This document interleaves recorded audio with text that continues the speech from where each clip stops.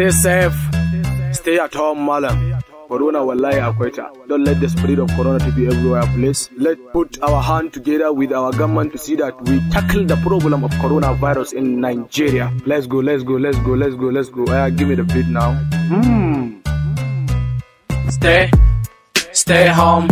Stay safe. Stay home. Stay safe. Stay home. Stay safe. Stay home. Stay safe.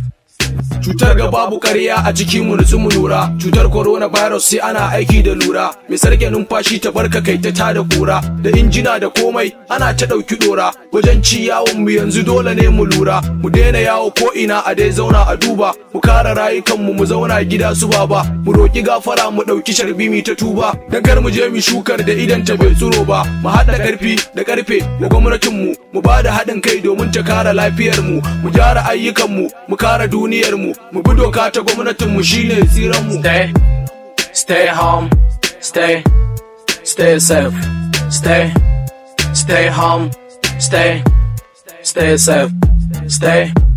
Stay home. Stay safe. Stay home. Stay safe. Ga wanda zai ji ciwo na makogwaro da tari, da mai atishawar da yi fitar ta babu tsari, da mai mura da mai ciwon kai hada da dari, kadaice kanka dan uwa hakan shine a tsari. Akwai ma'aikata na lafiya ka kyala bauri, mu bar raɗi da cewa cutar ƙarya ne, ka dinga duba duniya anan maybe ka gane, batu na ba ta kama baki shi ma shirme.